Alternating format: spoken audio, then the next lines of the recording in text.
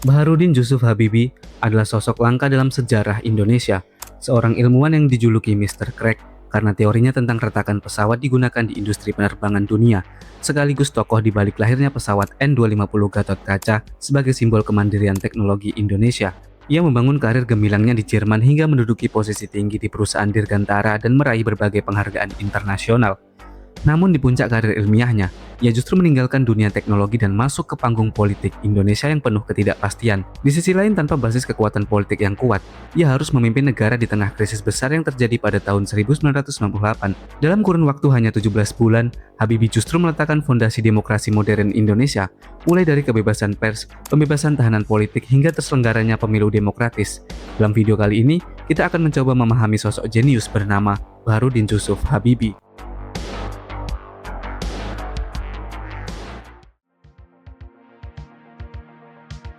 Baharudin Jusuf Habibie yang di masa mudanya kerap dipanggil dengan nama Rudi, lahir pada tanggal 23 Juni di tahun 1936 di kota Parepare, Sulawesi Selatan, di mana saat itu Indonesia masih bernama Hindia Belanda.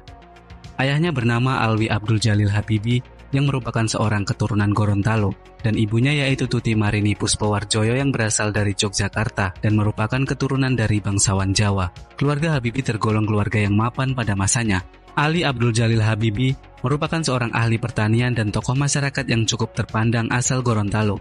Ia dikenal dengan sosok yang berpendidikan tinggi, sedangkan ibunya merupakan anak seorang dokter spesialis mata di Yogyakarta. Ia memiliki latar belakang keluarga Jawa yang berpendidikan dan terpandang. Kondisi ekonomi ini memungkinkan orang tua Habibie memfasilitasi kebutuhan pendidikan anak-anak mereka dengan sangat baik. Salah satu bukti kuatnya kondisi ekonomi keluarga adalah kemampuan mereka membiayai studi Habibie ke Jerman. Bahkan, disebutkan bahwa Habibie adalah salah satu dari sedikit mahasiswa Indonesia di Eropa saat itu yang mendapat tunjangan penuh dari orang tuanya.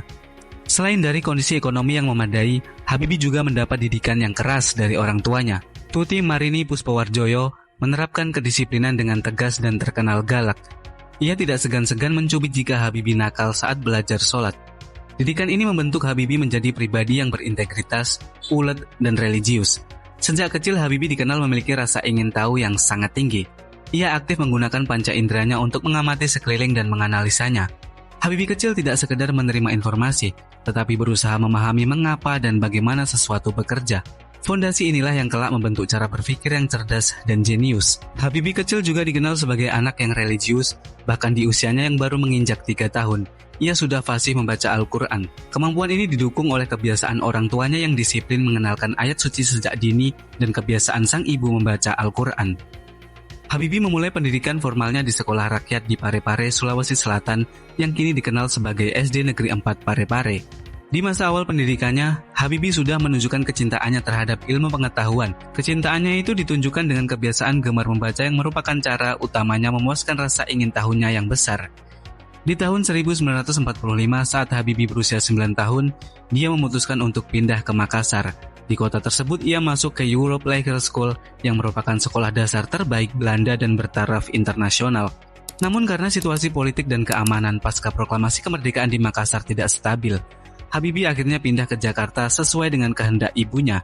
Di ibu kota, Habibie sekolah di Hauger Burger School yang berada di kawasan Gambir. Di Jakarta, Habibie tidak betah karena udaranya dinilai sangat panas baginya. Dia pun meminta izin ibunya untuk pindah ke Bandung.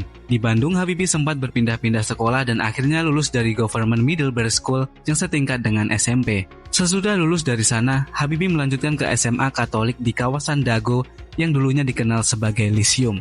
Dan di tingkat SMA inilah, Habibie mulai tampak menonjol di bidang eksakta seperti matematika dan mekanika.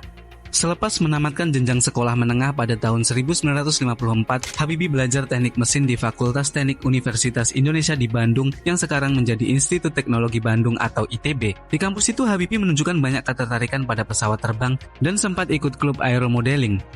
Aeromodeling merupakan kegiatan merancang, membuat, dan menerbangkan miniatur pesawat terbang untuk tujuan rekreasi, edukasi, hingga olahraga dirgantara. Namun Habibie tidak lama mengenyam pendidikan di ITB, hanya sekitar 6 bulan. Suatu hari, ketika Habibie berlibur ke Jakarta dan bertemu kawan lamanya sejak SMA yang bernama Laheru. Temannya ini mendapat beasiswa pemerintah untuk belajar ke Jerman dan Habibie tertarik. Singkat cerita, Habibie langsung pergi ke kantor Menteri Pendidikan dan Kebudayaan sesuai petunjuk Laheru dan menyatakan keinginannya. Awalnya Habibie ingin kuliah jurusan fisika, namun jurusan itu tidak tersedia. Yang ada hanyalah jurusan ilmu aeronautika dan satu jurusan lain. Karena aeronautika lebih dekat dengan fisika, maka Habibie memilih jurusan itu.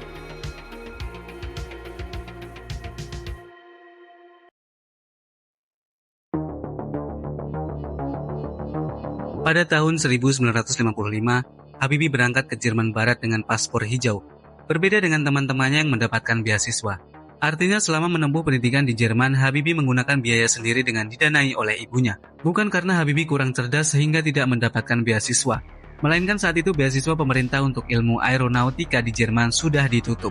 Setelah Alwi Abdul Jalil Habibie meninggal pada tahun 1950, Tuti Marini Puspawarjoyo berjanji untuk membiayai sendiri pendidikan anak-anaknya agar menjadi orang yang berguna, tanpa bergantung pada bantuan orang lain. Meskipun bukan berasal dari keluarga yang sangat kaya raya, Ibu Habibie sanggup membiayai studinya dengan mengandalkan usaha catering dan kos-kosan. Di Jerman, Habibie hidup sangat hemat, bahkan bersedia berjalan kaki dari tempat tinggal ke kampus untuk menghemat biaya transportasi. Selama menempuh pendidikan di Technische Hochschule Aachen, Habibie dikenal aktif dalam kegiatan organisasi, khususnya di Persatuan Pelajar Indonesia. Keterlibatannya di organisasi ini juga tergolong berhasil, menunjukkan kemampuannya tidak hanya di bidang akademik, tetapi juga dalam kepemimpinan dan pergaulan. Selama berada di Jerman, Habibie mencatat sejumlah prestasi yang bahkan membuat banyak kalangan Eropa terkesan. Salah satu kisah menarik terjadi saat pengumuman hasil ujian masuk kampus.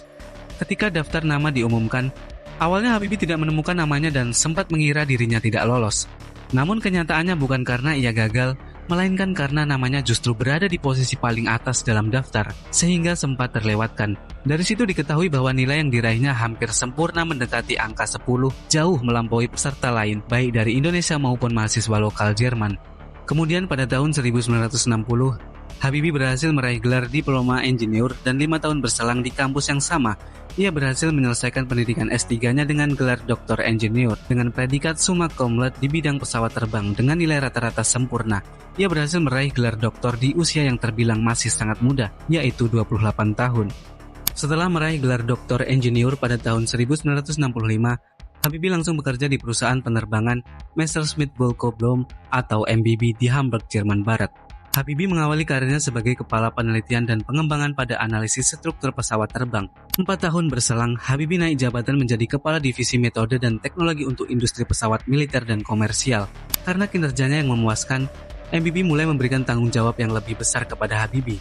Ia kemudian dilibatkan dalam proyek besar pengembangan Airbus A300B, sebuah pesawat ambisius yang digagas oleh konsorsium industri Eropa untuk menyaingi dominasi Boeing. Di saat Habibie ikut membangun A300B inilah crack propagation theory atau teori perambatan keretakan lahir dari otak Habibie. Penemuan teori inilah yang kemudian membuat Habibie diakui sebagai ilmuwan. Secara sederhana, crack propagation theory merupakan model matematika untuk memprediksi perilaku perambatan retak pada struktur pesawat hingga tingkat atom. Dari situ dihitung secara terperinci dari mulai berat pesawat hingga pertimbangan faktor keamanannya, sehingga setiap pesawat diharapkan mampu dibuat dengan bobot yang lebih ringan tanpa mengabaikan faktor keamanan. Teori ini menjadi sangat krusial mengingat sebelum era Habibie, banyak kecelakaan pesawat disebabkan oleh kegagalan struktur yang sulit diprediksi secara akurat.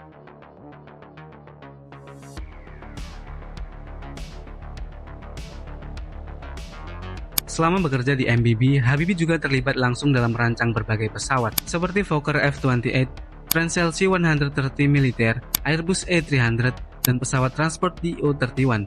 Berbagai proyek yang dikerjakan Habibie sukses memiliki 46 hak paten di bidang aeronautika di sejumlah perusahaan dan badan penerbangan raksasa dunia.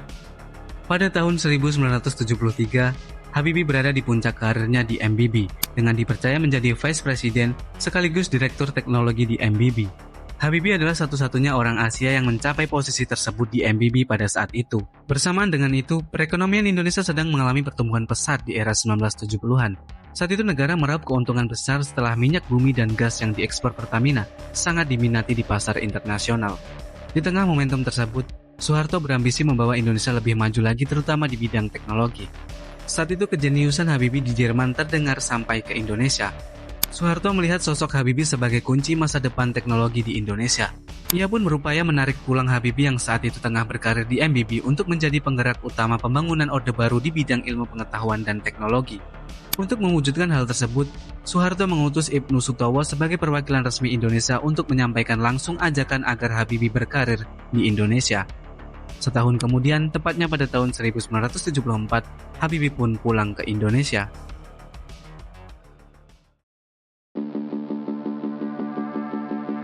Setelah pulang ke Indonesia, Habibie menerima jabatan pertamanya sebagai Kepala Teknologi Pertamina. Lalu pada tahun 1978, dia resmi diangkat sebagai Menteri Riset dan Teknologi yang kemudian dipegangnya terus-menerus selama hampir 20 tahun. Dalam artikel ilmiah yang ditulis Habibie berjudul Sophisticated Technologies Taking Root in Developing Countries 1919, Habibie ingin Indonesia mutlak menguasai ilmu pengetahuan dan teknologi.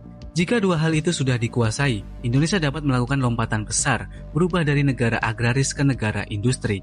Ambisi ini terlihat pada berdirinya dua lembaga besar sektor teknologi, yakni Industri Pesawat Terbang Nusantara IPTN pada tahun 1976 dan Pusat Penelitian Sains dan Teknologi Puspitek pada tahun 1984. Selama 20 tahun di bawah kendali Habibie, IPTN mengembangkan teknologi dalam membuat dan merancang sejumlah pesawat.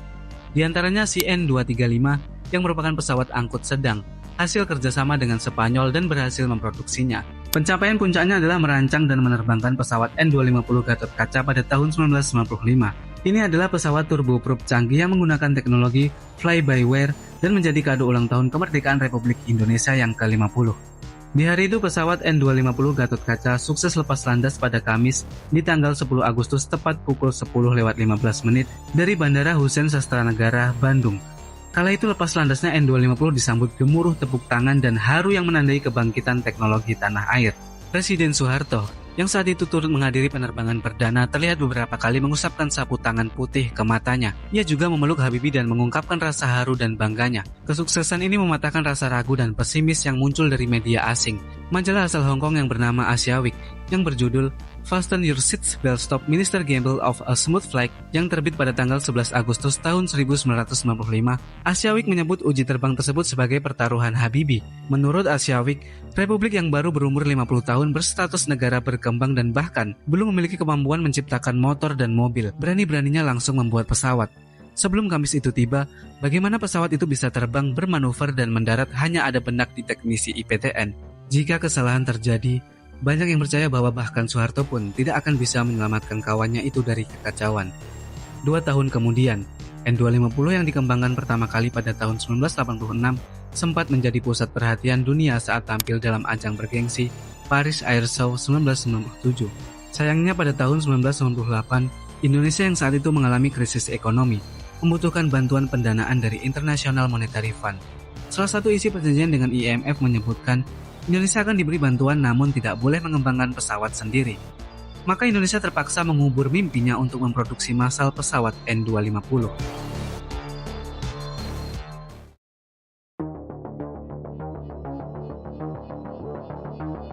Sejak awal, karir Habibie di Indonesia bukanlah sesuatu yang tumbuh secara alami dari basis politik atau massa, melainkan hasil dari keputusan strategis seorang penguasa.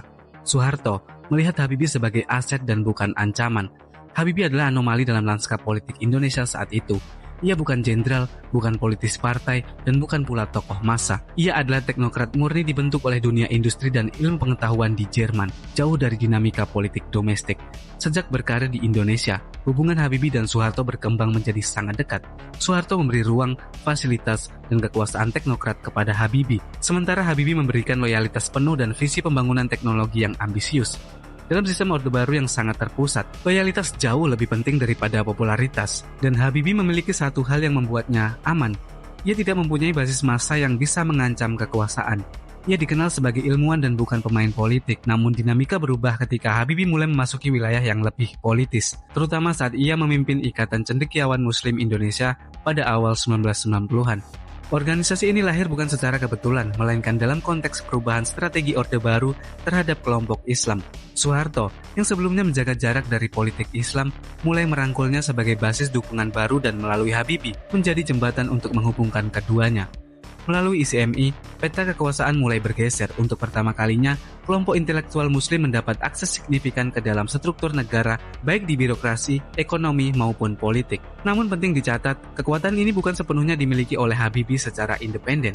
Ia tetap berada dalam lingkaran kekuasaan Soeharto. ICMI bukan alat perlawanan, melainkan instrumen integrasi mengubah potensi oposisi menjadi bagian dari koalisi kekuasaan. Walaupun berada di posisi penting, banyak orang tetap tidak yakin bahwa Habibie mempunyai kekuatan politik untuk mengambil alih kekuasaan. Soeharto juga melihatnya seperti itu. Karena itu, saat memilih wakil presiden pada tahun 1998, Soeharto memilih Habibie karena dianggap sebagai pilihan yang paling aman. Namun perkiraan Soeharto keliru. Saat itu Indonesia sedang mengalami krisis yang semakin parah dan oposisi kian menguat, membuat Soeharto semakin terpojok dan akhirnya mengundurkan diri pada 21 Mei di tahun 1998. Habibie yang baru dilantik 2 bulan menjadi wakil presiden secara konstitusional menggantikan Soeharto yang mundur di tengah krisis tanpa perlu melalui pemilihan umum. Setelah maju menggantikan Soeharto, Habibie menghadapi pekerjaan rumah yang sangat berat. Salah satunya adalah keadaan ekonomi yang porak-poranda yang berdampak pada hilangnya kepercayaan publik pada pemerintah. Tidak lama setelah dilantik, Habibie kemudian membentuk Kabinet Reformasi Pembangunan. Kabinet ini terdiri dari 36 sampai 39 menteri, termasuk menteri negara, menteri koordinator, dan menteri departemen, yang terdiri dari kombinasi teknokrat, militer, dan politisi. Tujuan utama kabinet ini adalah menyiapkan proses reformasi di bidang politik, hukum, dan ekonomi, serta meredam krisis moneter yang terjadi pada 1997-1998. Gejolak nilai tukar rupiah yang saat itu mengalami pelemahan drastis dari kisaran Rp2.500 per dolar AS, jatuh hingga Rp17.000 per dolar AS, mengharuskan Habibie untuk mengambil langkah yang cepat dan terukur. Namun saat itu banyak ekonom yang tidak yakin Habibie mampu mengangkat ekonomi Indonesia. Keraguan itu muncul karena latar belakang Habibie yang bukan seorang ahli ekonom, melainkan seorang engineer pesawat terbang. Namun pemerintahan Habibie justru mampu menjawab pesimisme itu. Pendekatan Habibie dalam melihat kondisi ekonomi, termasuk nilai tukar rupiah, menjadi pembeda. Habibie memahami kondisi ekonomi menggunakan pendekatan aeronautical atau aeronautika. Ia melihat kejatuhan rupiah pada 1998 ibarat pesawat terbang dalam keadaan setal. Setal merupakan posisi saat pesawat kehilangan daya angkat, bagian depan pesawat mengarah ke atas dengan sudut lebih dari 15 derajat. Kondisi ini bisa menyebabkan pesawat jatuh. Habibie tidak melihat kondisi ekonom dan rupiah dari sisi statik ekonomi, namun melihat dari sisi yang dinamik aeronautika. Pesawat terbang bisa setal dan jatuh bebas akibat kecepatannya berada di bawah kecepatan minimum. Terangkatnya moncong pesawat disebabkan gaya gravitasi bumi. Hal yang paling penting dalam menerbangkan pesawat yakni gaya angkat atau lift dengan gravitasi harus seimbang. Oleh karena itu, agar pesawat tak jatuh, maka kondisi harus seimbang. Inilah yang dilihat Habibie dari kondisi rupiah 1998. Ibarat pesawat terbang, rupiah saat itu sudah mengalami setal. Oleh karena itu, perlu cara agar rupiah bisa stabil terlebih dahulu. Keseimbangan menjadi basis dalam aeronautika.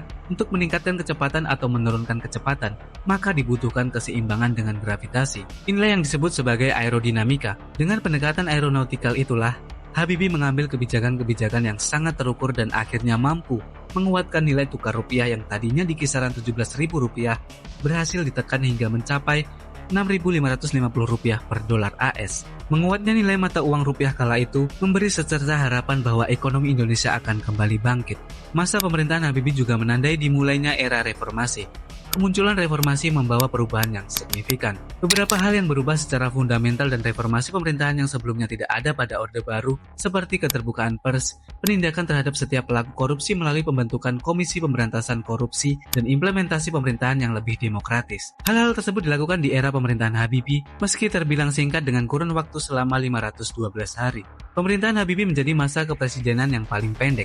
Meski demikian, kebijakan-kebijakan revolusioner dilakukan dalam pemerintahan Habibie di segala bidang seperti ekonomi, hukum, politik, dan HAM serta emansipasi wanita. Hal ini yang menjadi sebuah keniscayaan semasa rezim Orde Baru. Di antara berbagai warisan penguatan HAM dan demokrasi dari kejeniusannya, salah satu keputusan paling diingat dari Habibie adalah persetujuannya terhadap referendum Timur Timur. Pergolakan di Timur Timur sudah terjadi jauh sebelum Habibie menjabat sebagai presiden. Setelah lama menjadi jajahan Portugal pada 17 Juli 1976, Timur Timur resmi menjadi provinsi Indonesia yang ke-27. Namun, integrasi ternyata tidak menyelesaikan masalah. Pasalnya terdapat banyak pihak yang menentangnya. Selain dari sejumlah golongan di Timur Timur, PBB juga tidak setuju dengan penyatuan Timur Timur dengan Indonesia. Tekanan semakin meningkat saat negara-negara yang mulainya mendukung integrasi mulai mengubah sikapnya.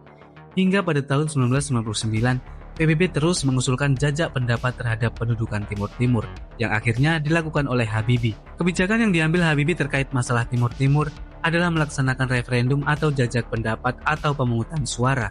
Lalu pada tanggal 27 Januari 1999, pemerintahan Habibie menawarkan dua pilihan, yaitu otonomi khusus atau memisahkan diri. Kemudian Habibie mengadakan referendum di Provinsi Timur Timur pada 30 Agustus 1999 di bawah pengawasan United Nations Mission for East Timor dan diikuti oleh penduduk Timur Timur. Hasilnya referendum diumumkan di New York dan Dili pada tanggal 4 September 1999.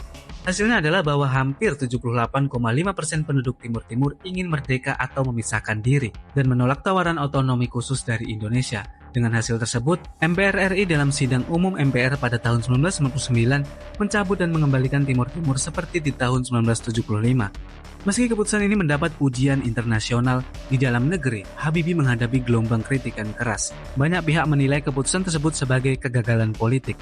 Tekanan semakin kuat hingga pada sidang MPR pada bulan Oktober 1999, pidato pertanggungjawaban Habibie ditolak. Akibatnya, ia memutuskan untuk tidak mencalonkan diri kembali sebagai presiden dan menutup masa kepemimpinannya yang singkat. Bersama ini saya menyatakan bahwa saya tidak menyanggupi menerima pencalonan saya, Baharudin Yusuf Habibie, sebagai presiden masa bakti 1999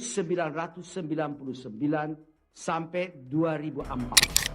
Dan mungkin, disitulah letak ironi seorang B.J. Habibie. Ia bukan pemimpin yang lahir dari ambisi kekuasaan, tetapi dari keadaan yang memaksanya naik ke panggung sejarah.